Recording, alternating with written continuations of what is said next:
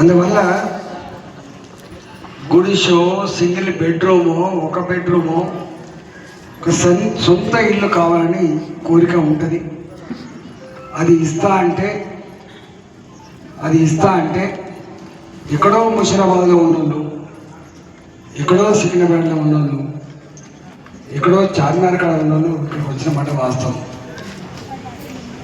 ఇక్కడ అన్ని కులాల వాళ్ళు ఉంటారు, అన్ని మతాల వాళ్ళు కూడా ఉంటారు. కానీ అందరి కులం ఒక కులం ఉంటుంది, అది పేదోళ్ళ కులం. పేదోళ్ళ వైషమ్యాలు, శత్రుత్వాలు, సంస్కృతులు, భాషలు ఎన్ని ఉన్నప్పటికీ కూడా అందరి మాటల్లో దొరుకుతున్నది ఉపాధి లేదు సార్ మాకు, ఉపాధి లేదు సార్ మాకు. తెలంగాణ సామెతలు చెప్పాలంటే, తెలంగాణ పల్లెల ప్రజల సామెతలు చెప్పాలంటే, తలుగు వట్టి ఉందని బరిని కొన్నట్టు అయిపోయింది సార్ అంటాను. తలుగు వట్టి ఉందంటే, తలుగు అంటే పశువులు కట్టేసేటువంటి తాడు, తాడు కోసం బరిని కొన్నట్టు అయిపోయింది సార్ అంటాను. ఇక్కడ వీళ్ళు ఎవరైనా కావచ్చు కాక, ఎక్కడెక్కడైతే కిరాయిలకు ఉండి జీవనం కొనసాగిస్తున్నారో, పండ్ల దుకాణం పెట్టుకొని బతికేవాళ్ళు, కూరగాయల దుకాణం పెట్టి బతికేవాళ్ళు, 10 ఇళ్లలో పనిచేసి బతికేవాళ్ళు, హోటల్లో పనిచేసి బతికేవాళ్ళు, షాపులలో వర్కర్లుగా, గుమస్తలుగా పనిచేసి బతికేవాళ్ళు, ఆటో నడిపేవాళ్ళు, హమాలి పనిచేసేవాళ్ళు. ఒక్క మాటలో చెప్పాలంటే, భార్యాభర్తలు ఇద్దరు సర్ది కట్టుకొని పనికి పోతే ఇంత పిల్లలకి కడుపు నిండా అన్నం పెట్టేటువంటి కుటుంబాలు పేద కుటుంబాలు.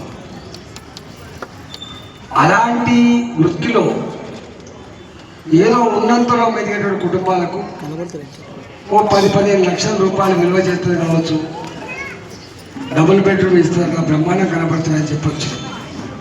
నేను అప్పుడే అనుకున్నా వచ్చినప్పుడు, వీళ్ళు పోతారు కానీ వీళ్ళకు ఉపాధి ఎట్లా, వీళ్ళకు ఉపాధి ఎట్లా, అసలు అది కదా.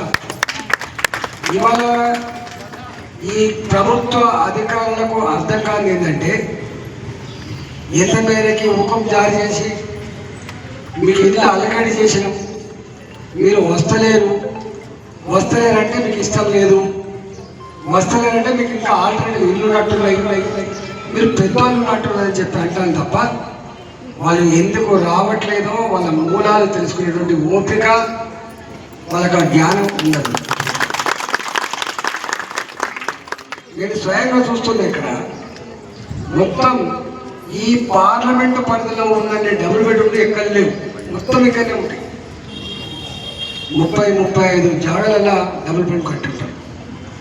నేను చూస్తున్నా, సండే వచ్చిందంటే పాపం, సండే వచ్చిందంటే ఇక్కడ ఉపాధి లేకుండా బతకలేరు కాబట్టి, ఉపాధి కావాలి కాబట్టి, ఆ ఉపాధి పోగొట్టుకోలేక, అలవాటు పడ్డకాడ ఆ వృత్తిని వదిలిపెట్టుకోలేక ఆదివారం వస్తాను ఆటో తీసుకొని, పెద్ద విసరమే, పెద్ద బాధ అయిపోయిందండి.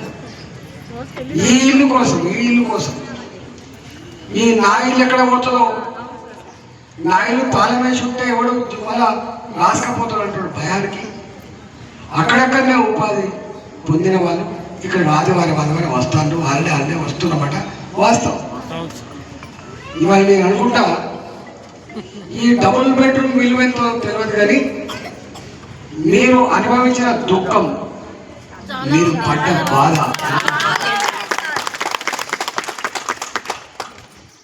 అక్కడ నీళ్ళ కలవాడు పడ్డోళ్ళు మీరు, అక్కడ చుట్టుపక్కల బయలుతో కలిసిమెలిసి జీవించే వాళ్ళు మీరు, అక్కడ ఏమైనా అవసరం పడితే పక్కోడు ఆదుకున్న చరిత్ర ఉన్నోళ్ళు మీరు అక్కడ మీద పడి బతికి ఆ 5,000 రూపాయల కిరాయో 7,000 రూపాయల కిరాయో దేవుడు ఎరుగు. కానీ అలా అంతకంటే 10 రెట్ల సమస్యలు ప్రతి నిత్యం దిగమింగున్నారు.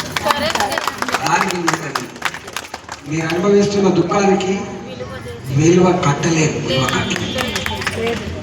కాబట్టి నేనే స్వయంగా నేను ఎంపీ అయిన తర్వాత మీకు తెలియదు చాలామందికి, నేను ఎంపీ అయిన తర్వాత ఈ ఇల్లు కట్టించిన ఆనాడు లేడు కాబట్టి, ఇవాళ మంత్రి ఉన్నాడు కాబట్టి పొంగులేటి శ్రీనివాసరెడ్డి దగ్గర పోయిన నేను పోయి, మీరు నా దగ్గర వచ్చినప్పుడల్లా మాట్లాడే మాటలు నేను చూసినవా, మీరు ఏం చేస్తారో కానీ వాళ్ళకు లిమిట్ మాత్రం పూర్తి స్థాయిలో పని చేయించండి.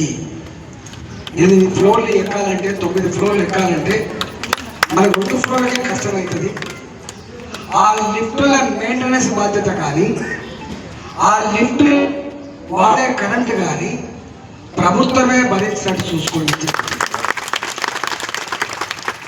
చూసుకున్న కనుక మెయింటెనెన్స్ లేక మధ్యలో ఆగిపోయినా, తెగిపడ్డా, చచ్చిపోతే అడిగే దిక్కు కూడా ఉండదు. కాబట్టి వాళ్ళు ఇక్కడికి వచ్చింది సాగు కోసం రాలే, వాళ్ళు ఇక్కడికి వచ్చింది మంచి ఇల్లు దొరికి మంచిగా బతుకుతామని చెప్పి వచ్చిండ్రు. కాబట్టి ఆలోచన చేయమని చెప్పి కోరినాం. లిఫ్టులు వాళ్ళే మెయింటైన్ చేయాలి, లిఫ్ట్ల కరెంట్ బిల్లు వాళ్ళే కట్టాలని చెప్పి చెప్పి రెండవది ఇలా 4,000 ఇల్లు ఇక్కడ ఒక 16,000 జనాభా. ఒక మాటలో చెప్పాలంటే ఇది ఒక చిన్న మున్సిపాలిటీ. ఒక చిన్న మున్సిపాలిటీలో ఒక ప్రైమరీ స్కూల్ నుంచి మొదలుపెట్టి హై స్కూల్ వరకు ఉంటుంది.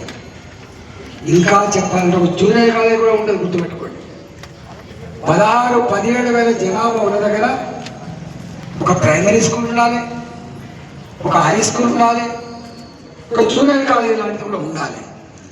మరి తీసుకొచ్చి కోట్లాలు పడేసాడు ఇక్కడ. వాళ్ళ చదువు, వాళ్ళ పిల్లల చదువు ఆలోచిస్తున్నారా? ఇవాళ ఒక ఆయన అంటున్నాడు, సార్ ఇక్కడ మెయిన్ బతికే కాడ గవర్నమెంట్ స్కూల్లో మా పిల్లల్ని పంపించింది, మెయిన్ బతికే దగ్గర ప్రైవేట్ స్కూళ్ళకు చిన్న స్కూళ్ళకు పంపించింది. అక్కడ ఉండే స్కూల్ ఫీజు 100 రూపాయలు 150 రూపాయలకు మాకు వెళ్ళేది. కానీ ఇక్కడ స్కూల్ చూస్తే గవర్నమెంట్ స్కూల్స్ అక్కడ లేవు. ప్రైవేట్ స్కూళ్ళకు పంపాలంటే సంవత్సరానికి 5,000 10,000 డొనేషన్ ఫీజు కట్టి తప్ప మా పిల్లల్ని చదివించే పరిస్థితి లేదు. నేనన్నా ఇక్కడ ఈ 17,000 జనాభాకి ఎంతమంది పిల్లలు ఉన్నారు, ఎంతమంది గర్భవతులు ఉన్నారు, వాళ్ళకి ఇక్కడ ఎన్ని అంగన్వాడీ కేంద్రాలు పెట్టాలి, దాని ప్రకారం ఇక్కడ కంటే అంగన్వాడీ కేంద్రాలు పెట్టండి అన్నాం. ఆ పిల్లలకు సరిపడా ప్రైమరీ స్కూల్ పెట్టమన్నాం, హై స్కూల్ పెట్టాలి. అట్లనే